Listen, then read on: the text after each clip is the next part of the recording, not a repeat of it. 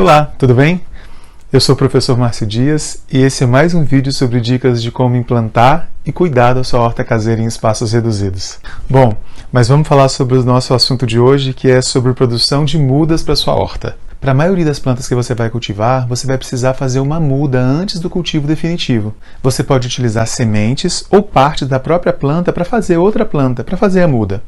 Você pode utilizar raízes, pequenos bulbos, rizomas, frutos, estacas, pequenas partes de planta. Tanto as sementes como essas partes de plantas que você pode utilizar para fazer mudas, você pode adquirir no supermercado na hora de fazer a sua compra. A primeira dica é do recipiente que você vai utilizar como sementeira. Você pode usar um copinho plástico de café já utilizado ou novo. Você pode utilizar sacolinhas de papel que você mesmo pode produzir, ainda restos de fruta. Você pode utilizar casca de ovo, grades de ovo, aquelas grades que você compra também quando vai fazer compras. Você pode usar até aquele rolinho de papel higiênico que vem no final do rolo, aquele mais marronzinho, sabe? Em todos os casos, sempre que você utilizar um recipiente, não pode esquecer de fazer um furo no fundo desse recipiente, para a água escorrer. O substrato que você vai utilizar pode ser aquele mesmo que a gente aprendeu a preparar no vídeo número 2, as dicas sobre recipiente e substratos. Você se lembra? É uma mistura de partes iguais de terra, areia e esterco, bem homogênea. Você vai distribuir o substrato no recipiente que você escolheu para ser a sua sementeira. Dá uma batidinha para assentar bem, depois você coloca as sementes por cima. Depois você vai peneirar, com o uso de uma peneira normal mesmo, comum, de cozinha, por exemplo, que você pode comprar só para isso, você vai peneirar um pouquinho desse substrato, formando uma camada bem fina, mas bem fina mesmo. Quanto menor a semente, menor vai ser essa camada que você vai peneirar por cima do substrato.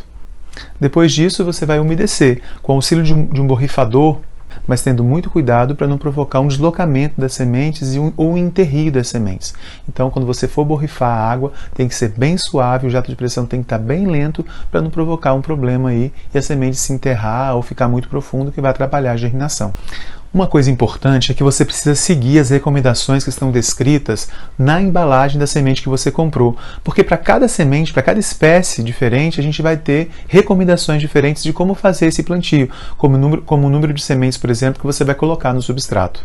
Geralmente, nós utilizamos de 2 a 3 sementes em cada célula ou recipiente individual de plantio, nessa sementeira. Se você estiver usando um material de propagação vegetativa, ou seja, não uma semente, mas um fruto, uma raiz ou uma estaca, por exemplo, provavelmente você vai precisar de um recipiente para sementeira maior e também de uma quantidade de substrato maior. Essas são algumas das espécies que normalmente a gente primeiro faz o plantio em sementeiras para preparar a muda e só depois é que a gente leva essa muda para um local definitivo, como por exemplo o alface, a couve, o pimentão, o repolho, a cebolinha, o coentro e outras. A gente faz isso quando nós usamos sementes.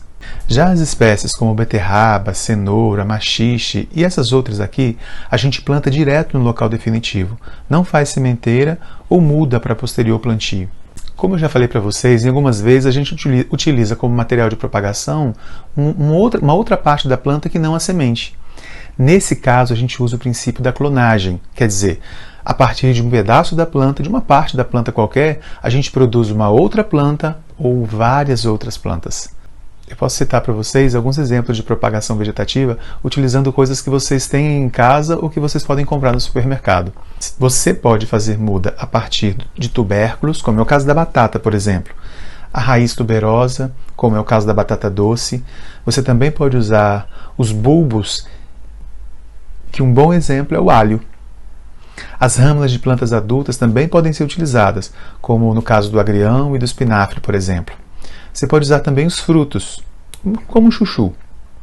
Tem ainda os estolhos, olha só que interessante, que são caules rastejantes que vão se enraizando. O exemplo do morango é um bom exemplo disso. Nessa fase de sementeira ou de berçário, as suas plantinhas devem ficar num lugar bem agradável, que tenha sol, protegidas da chuva, e de outras adversidades que possam prejudicar o desenvolvimento inicial das suas plantas. Você precisa lembrar que o desenvolvimento inicial e o sucesso da sua horta, a partir dessa muda, vai depender muito dessa fase inicial de desenvolvimento dela. E não esquece de manter as suas mudas sempre úmidas, não encharcadas, viu? Você vai poder acompanhar a germinação depois de uns dias e o desenvolvimento de uma plantinha bem frágilzinha que depois vai crescer e se tornar uma mudinha mais robusta. O momento de transportar essa muda para o local definitivo, para o recipiente, para o vaso, para o pote definitivo em que você vai cultivá-la, vai depender de cada espécie. Essas recomendações do momento certo de levar a sua planta para o lugar definitivo também estão na embalagem da semente que você comprou. Mas geralmente é quando a plantinha tem 2 ou 3 pares de folha, quer dizer, entre 4 e 6 folhas, e quando ela tem entre 4 e 5 centímetros de altura. Ah, outra coisa importante, lembra que você colocou 2 ou 3 sementes na hora do plantio? Pois é, se todas germinarem, você vai ter que escolher a plantinha que estiver mais saudável, mais vigorosa, mais robusta, e descartar as outras. No próximo vídeo, eu volto com mais dicas de como cuidar da sua horta caseira em espaços reduzidos. Até lá!